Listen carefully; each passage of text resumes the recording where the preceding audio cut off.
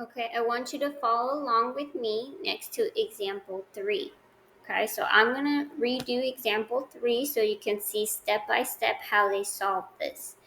So on the right side right here, the first step you do is copy down the original problem. So the original problem is this. And it helps to put a rectangle around it because it has these types of questions have a lot of information going on. So this is the original problem. That's the expression that we're looking at. Okay, so I'm going to rewrite my expression that I need to solve. So 5x minus 4y, and that's in parentheses. So copy this down, divided by z to the second power, or z squared. Okay, so that's the first step. The next step would be to rewrite it, replacing each letter with the letter they told us that, with the number they told us that it equals. So it says x is supposed to equal 4, and y is supposed to equal 1/2, and z equals 3. So now we know what these variables, what their value are. So they represent an unknown number. Now they're telling us what that unknown number is.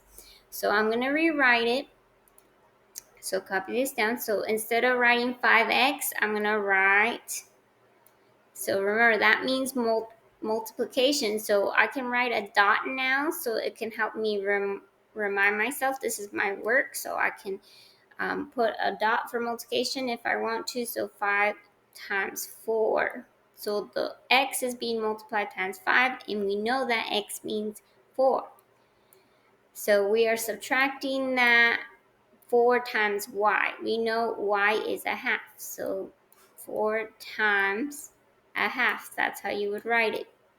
So instead of writing a y, we write 1/2. Instead of writing x, we write a 4.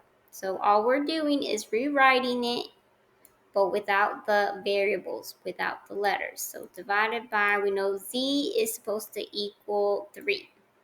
So I'm going to put 3 to the second power.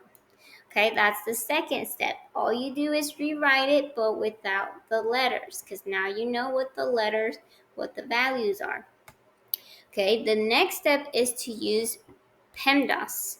So I'm going to write the order that I have to follow. So I have to get rid of parentheses, then exponents, then either multiply or divide. And I put it backwards because that reminds me that not always multiplication goes first. It's whatever's on the left side of what I see.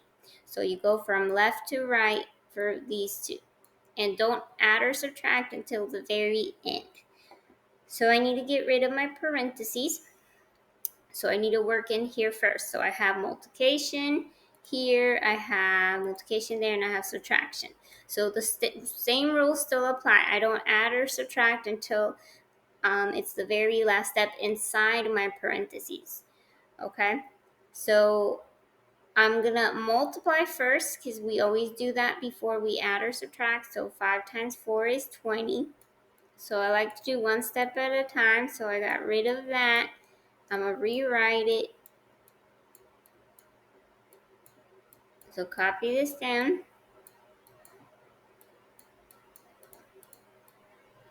Okay, now I still have my parentheses and I still have multiplication. So I gotta get rid of 4 times 1/2. That's like half of 4. So I can multiply 4 times 1 is 4. And then the bottom is 2. So 4, that would be 4/2. And don't ever leave it improper. If it's improper, divide. So 4 divided by 2 is 2. So this whole thing becomes 2. So half of 4 is 2.